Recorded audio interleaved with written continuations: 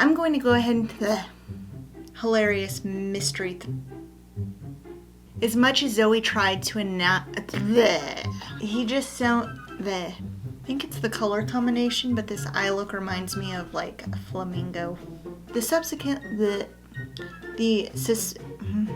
as Zoe and Blake tried to get to the bottom.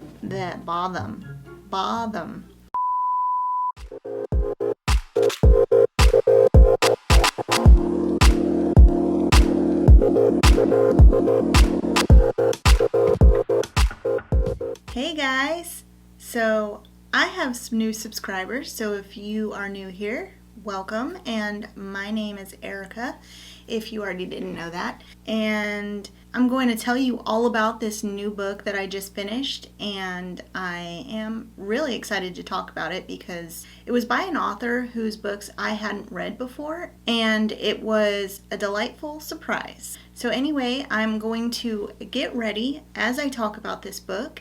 I'm not going to go through what makeup products I use, but all the makeup that I use today I will list in the description box below. And I'm actually going to use an eyeshadow palette that I have not used yet. I got this eyeshadow palette a week ago, and I actually got it for free. It was a gift with purchase. But the shades are really intriguing to me. For some reason, the palette really spoke to me when it came to deciding what to use for this video.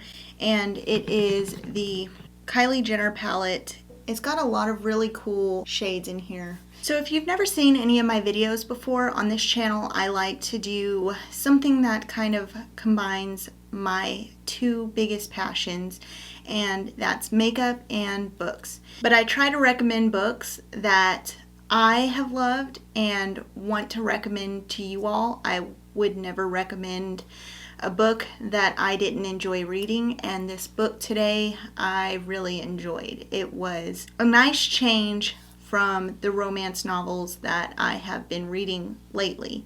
And just because I read romance novels does not mean that I don't read other genres. In fact, there is a novel coming out, and I don't want to talk about it too much because if I don't make a video on it, I don't want to make the author feel bad. But it is a psychological thriller, and I'm hoping to do a book review on it. That comes out in a few days, and I will be reading that. But today I am doing a romance novel, and it is a romantic comedy. The book is called Drop Dead Gorgeous, and it's by an author named Lauren Landish. And like I said, I'd never read anything by this author, but I am excited to read more from her because I really did enjoy the writing in this book and the humor in this book. I'm going to go ahead and get started on my makeup, and as I'm getting ready, I'm just going to talk about the book and kind of give you a rundown of what it's about, kind of, sort of, without giving too much away, and give you a little background information on the characters and what you should expect from this book if you decide to read it yourself. I'm going to get started, and let's talk about a romance book. So the name of this book, like I said, is Drop Dead Gorgeous, and the name is really appropriate, and you'll understand why when you start reading this book. The story starts out from the point of view of the female lead character, and her name is Zoe Walker. Now, Zoe is the county coroner for a small town in Williamson County. It is something that she decided to do because her grandfather did it, and so she grew up learning the trade and being around and being subjected to the process of examining bodies after their demise. Now, along with the job for Zoe has also come a lot of judgment from the people who live in the town. Zoe is a very attractive female. She's described as having raven hair and porcelain skin, kind of resembling that of Morticia Addams or Snow White, and she is very appealing. But the fact that she has this job as a coroner seems almost surprising and weird to people, not understanding the reasoning for why she has this job in the first place. They immediately think that she is like a witch, or that she's evil. She doesn't really have the opportunity to form close relationships with anyone. And she really tries not to form close relationships with people because she's had a lot of loss in her life. She's had to deal with the loss of her parents. She's had to deal with the loss of her grandparents. And she's had to deal with quite a bit of bad luck just surrounding her presence. And she has become, over the years, because of all that loss, kind of superstitious in a way, and thinks that the loss that she has experienced in her life is her fault. So she keeps everybody at arm's length, trying not to get too close to anybody, and just goes about her daily life with the thought that she probably is not going to form any kind of meaningful relationships with anybody except for the people that she already does have some sort of relationship with. But seeing as Zoe has all of these superstitions and all of these fears that she is just some kind of bad luck omen, she kind of refuses to date because she's had a lot of mishaps as far as that's concerned as well. Even though Zoe is kind of like the pariah of the town, she tends to have, or try to have, some humor about it. And sometimes when people approach her and make snarky comments or give her odd looks or gossip about her, then she kind of adds fuel to the fire or gives them something else to talk about, because she'll make claws at people and hiss, and sometimes she'll do an evil laugh, and all that does is make people even more reluctant to want to be around her. But I think it's rather funny, because I think if people are going to say something about you and accuse you of being a certain way, then you might as well be like that.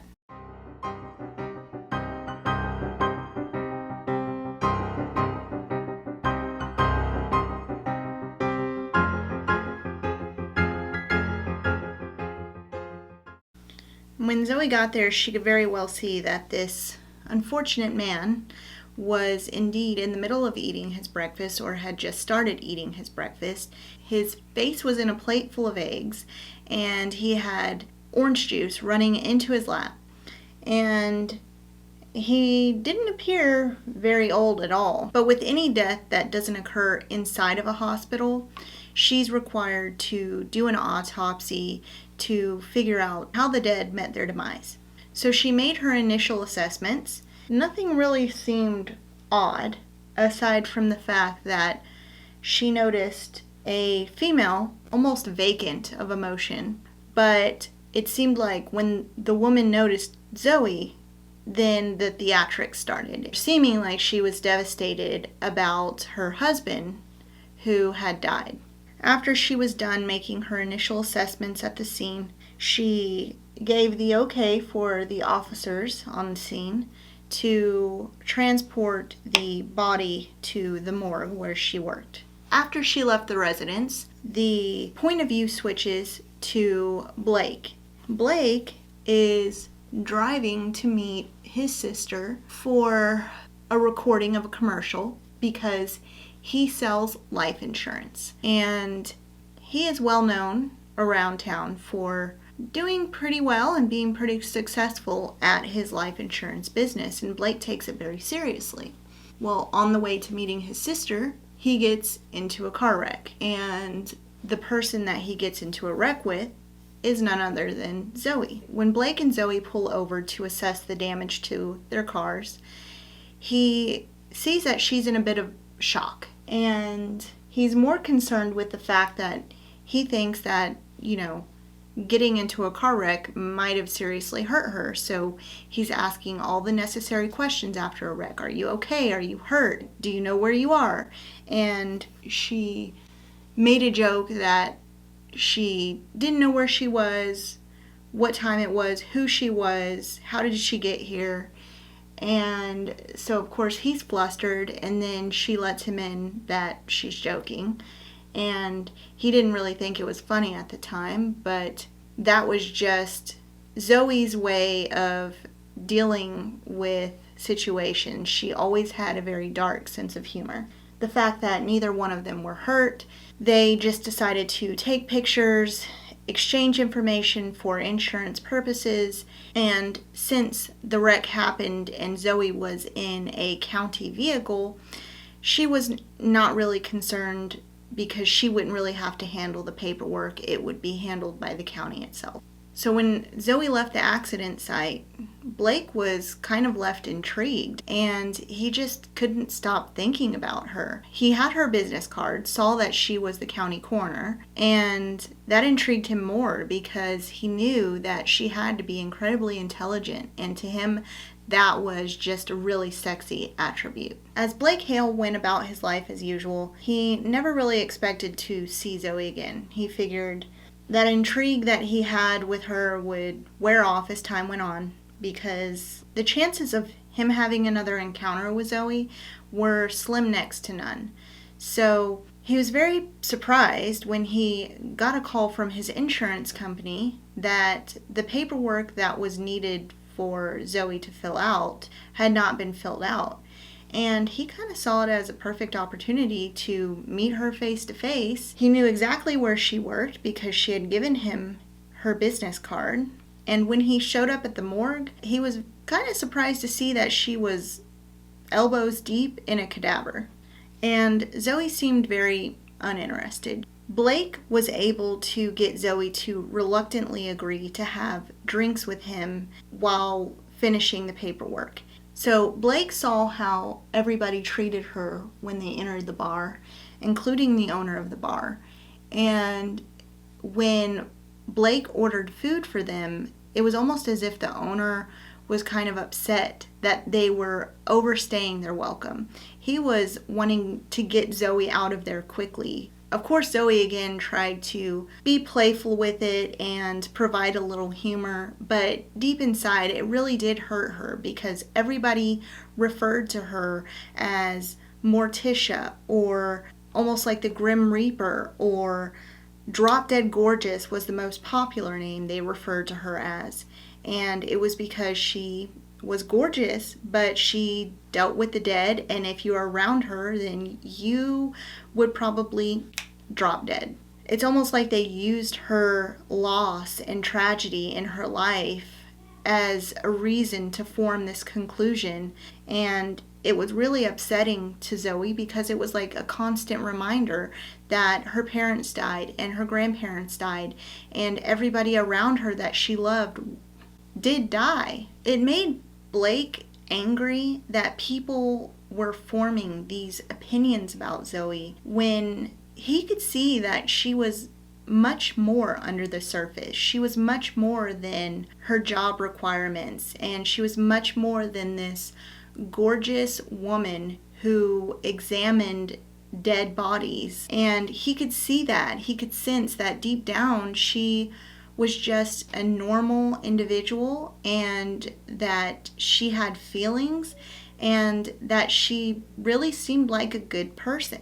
Even though Blake's interest after being around her a second time grew more and more, he just grew more and more intrigued because he realized how intelligent Zoe was, and he knew he was a trivia nerd, and the fact that she knew all of these off-the-wall facts was so hot to him. When one of the patrons at the bar asked her on a dare to dance with him while she was in the middle of dinner, she felt like she was being made a mockery of yet again while she was just trying to live life, and people were using her job and her past as ammo to continue bullying her.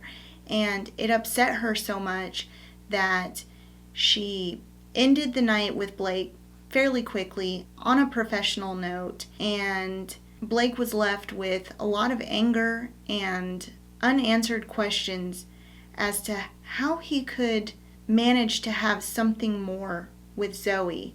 But also he had a lot of confusion and anger as to why these people would be so terrible to her. I'm gonna go do my eyebrows off camera and I will be right back. So after the second encounter, Blake really figures at this point he's likely not going to see Zoe again, but he really still is very intrigued by her and he wants to get to know her more, but he recognizes that she is a closed book, and unless he can tear down those walls, he really isn't going to form any kind of relationship with her, whether that be friendship or otherwise. So he goes on about life as normal until one day the wife of the deceased man that Zoe had come in contact with came into his office, and she was trying to cash in on the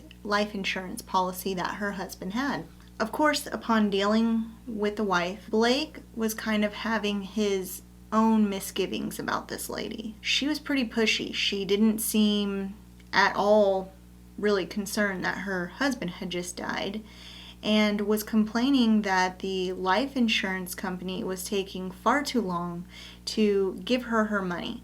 And Blake realized, looking at the death certificate, that he'd only been dead for like 3 days. But Blake noticed on the death certificate the name of the coroner who provided the autopsy results and the final determination of cause of death. And it was Zoe. And he knew that she was a coroner, but seeing her name on the paper just made him feel something.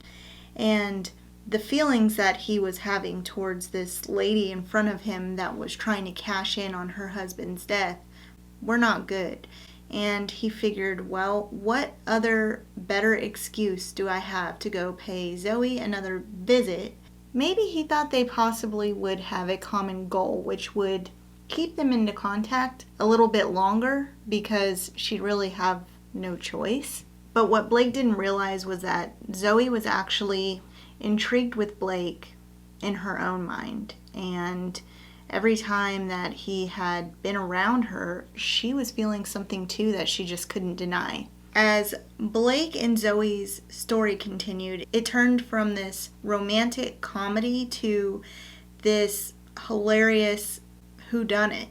And during the course of trying to figure out exactly what happened to the dead guy, they were able to connect in a weird way. Zoe and Blake's relationship really started off as a push and pull dynamic. Blake really tried to push Zoe into opening up and letting him in, and Zoe really tried to keep those walls up. And because of the nature of what they were trying to work on together, it's almost like Zoe had no choice but to let some of her walls down, which in turn had her developing a relationship with Blake. As much as Zoe tried to deny the attraction and interest that she had in Blake, she couldn't deny the feelings that she had every time that he was around her. And those feelings were very mutual, except Blake was actually showing her how interested he was. I mean, Blake was the first person in her life in a very long time that neither cared about the reputation she had around town or treated her badly because of what her career was. And the fact that Blake treated her like a normal human being was refreshing because he just seemed so easygoing around her.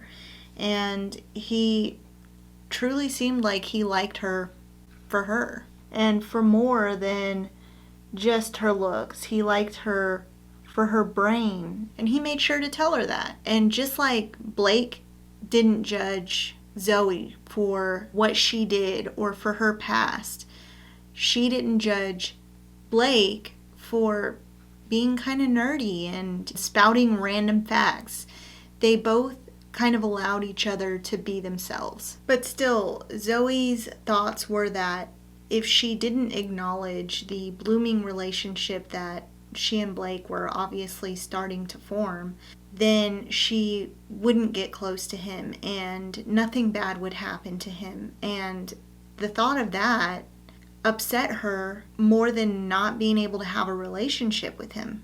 She thought as long as she didn't get too attached to Blake, as long as she kept her superstitions at bay by touching wood, and I don't mean Blake's wood, and as long as she didn't accept an actual date with Blake, then nothing would happen to him. I'm going to go do the rest of my makeup, and when I get back, I'll talk about the rest of the book and what my final thoughts are on this book and on this author, and I will be right back. I'm back, and my makeup is done, and my daughter informed me that it looks like unicorn farts. So I'm going to take that as a good thing because she's 8, so I think for an 8-year-old, unicorn farts are probably right up there with Santa Claus. So as the story unfolds with Blake and Zoe, and they work to solve this mystery of who done it, what happened to the dead guy, and what is up with the money-hungry wife, they become closer and they form a relationship but don't ever put a label on it. And I think Zoe thinks that if she can deny that it's actually a relationship, that it will keep Blake safe. I think because of that, the way that this story unfolds, it is more of a slow burn romance. So it takes a while for their relationship and their intimacy to kind of heat up. And I think a lot of times that really makes the wait worth it and makes the chemistry between the characters when they finally come together so much better. The one thing I really liked about this book was Blake was never the type of book boyfriend that I ever hated. He actually was a really good guy. He was sweet, he was caring, he took care of Zoe when she needed it, and he stuck up for her. He was very protective of her. In fact, sometimes I was swooning so hard for Blake that I would get frustrated with Zoe when I was reading the book because I just wanted her to snap out of it. He was such a good guy, and he was willing to go at her pace and follow her lead, and all he wanted was for her to let her walls down. And sometimes I just wanted to snap her out of it and say, look, he's a good guy, just let him love you. And he was just an all-around good guy. There was never a point in the book that I hated him. And that happens a lot in romance novels. You get a lot of male lead characters that you love to hate, and it takes a while to really grow to like them because you understand that something has happened in their past and that's why they are the way that they are. But Blake never had any kind of skeletons in his closet to unveil to Zoe. And I think a lot of times in other romance novels, when you have those male lead characters that are jerks, sometimes their behavior and their actions and their words, they tend to cloud the line of abuse. And never have I read a romance novel where the male lead character becomes physically abusive with the female lead character, but a lot of times their verbal expressions and the way that they treat the female lead character can sometimes tread on abusive territory. But that was never the case with Blake, and I really appreciated that because it was just something refreshing. It was a refreshing read. It was light, and there was never this intense turmoil that they were struggling with. Yes, Zoe was struggling with some tragedy that she had dealt with in her past and the loss of loved ones that she dealt with, but there was never this intense trauma that happened to either one of them. I've already said this book was written by an author named Lauren Landish, and like I said, I've never read anything by her, but I definitely will pick up another book from her because I think that this writing was really witty and really fun to read. I was entertained, I didn't want to put it down, and I enjoyed the story that unfolded. Lauren Landish has written many books. I tried to count the number of books that she's written. I know she has well over 30, but I do believe that she's co-written books with other people, so it's kind of hard to count how many she's actually written.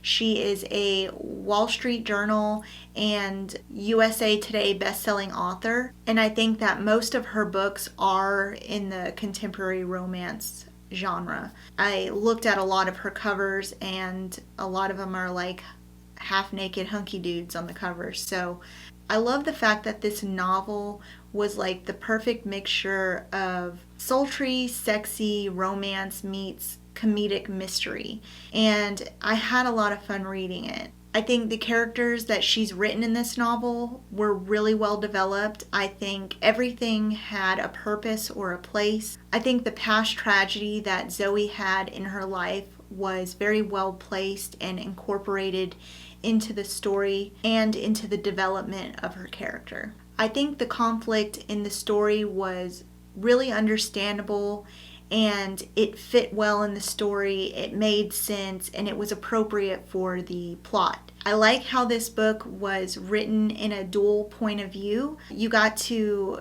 hear what Blake thought, you got to hear what Zoe thought, and I appreciate having a dual perspective because it gives us some insight into what the male lead character is feeling and how he's feeling towards the female lead character.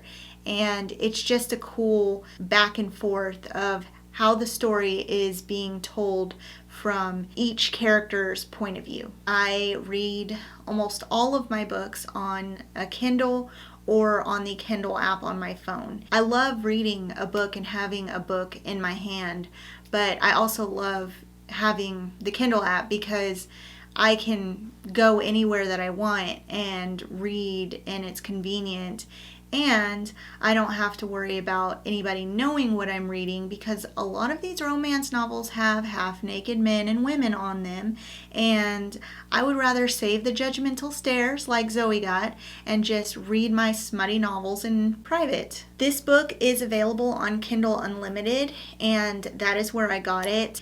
And Kindle Unlimited has been a great subscription for me because I can read quite a few books in a month, and for $9.99 you get as many books that are Kindle Unlimited eligible. Some authors opt to have their books on Kindle Unlimited, and they get a royalty based off the number of pages that are read. So not all books that authors write are on Kindle Unlimited, but this one specifically is, and I think it's a really good deal at $9.99 a month. If I were to read 3 books in a month, then I've already gotten my money's worth. So as much as I read, I think I get more than my money's worth. And I also think Kindle Unlimited is a really good way for new authors to get discovered because a lot of times new authors that come out have a very difficult time trying to convince somebody to buy their book.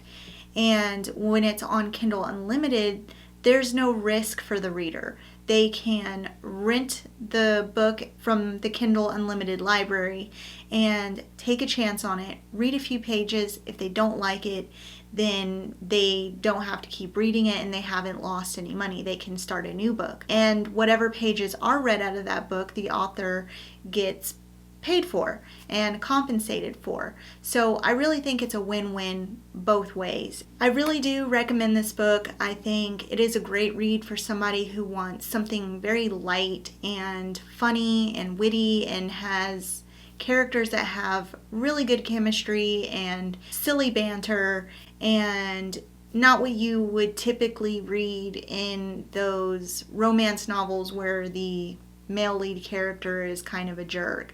So it's a nice change from that, although I do like the jerk novels too, don't get me wrong, but I do like a book where I can just swoon over the male lead characters and not hate them for anything. And this one was one of those books. I recommended this book to my mom already, and she said that she was going to read it because she heard me talking about it all the time as I was reading it, telling her how silly and funny it was, and I just really liked it. Like I said, I will list all of the makeup that I used today down below, and hopefully in my next video when I do a book review, I will have something other than a romance novel. We'll see, but I really love my romance novels. I love love. I hope you guys are having a great week, and as always, thank you so much for watching. Thank you for your time and for your patience through my long-winded videos. And if you like this video, don't forget to give it a thumbs up. Also, don't forget to subscribe to my channel. I am trying to post a video a week. I'd like to post more if I can, but you know, 2 kids, remote learning, having to read books, it's a lot. Whether it be makeup or books or a combination of both. I hope to see you next time, and thank you guys for watching, and I'll see you in my next video. Bye.